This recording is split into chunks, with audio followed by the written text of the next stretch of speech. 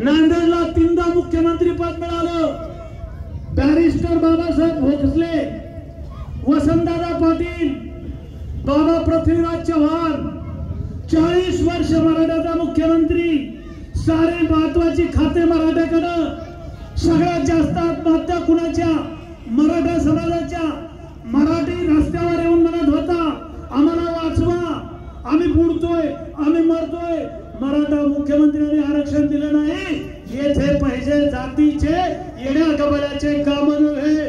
ब्राह्मणाच्या कुटुंबात, गरीब कुटुंबात देवेंद्र फडणवीस जन्माला आले. देवेंद्र फडणवीसांनी 10 लाख लोकांचे मोर्चे हाताळले. त्यांना घ्यायला जा, लीड नाही मिळाली.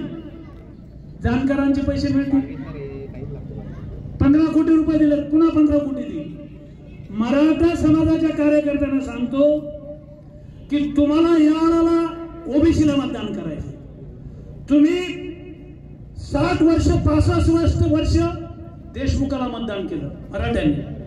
60-65 वर्ष या लोकसभा मतदारसंघामध्ये मराठा समाज, ओबीसी समाजानं देशमुखाला मतदान केलं, मराठ्याला मतदान केलं. कधी मराठी तर कधी देशमुख.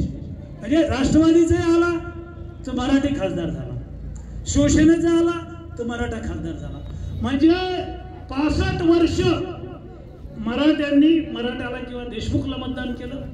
ओबीसीने दलितांनी मराठा किंवा देशमुखाला मतदान केलं. राजाला सुदैवानं ओबीसीला संधी मिळाली.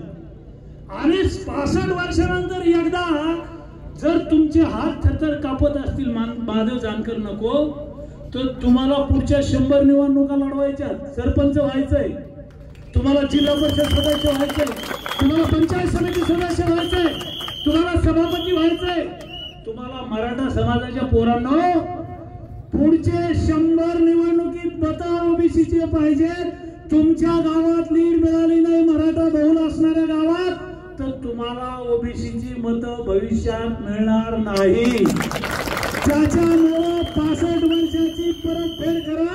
महादेव जानकरांना दिल्लीत पाठवा आणि या मतदारसंघामध्ये गावागावामध्ये विकासाची गंगा आणण्यासाठी महादेव जानकरांना आशीर्वाद द्या. माझ्यापेक्षा जास्त मतं महादेव जानकरांना पडली पाहिजे. मला 1,27,800 मतं मिळाली. जानकर साहेबांना 1.5 लाखापेक्षा जास्त मतं देऊन परभणी लोकसभा मतदारसंघात विक्रम करा, अशा प्रकारचं आवाहन करतो. आणि आपल्याला नम्र प्रार्थना करतो, हात जोडतो, विनंती करतो की हे 2 दिवस रास तयार आहे, चोर भरून नेऊ नये म्हणून जागते राहा, अशी विनंती आणि प्रार्थना करतो.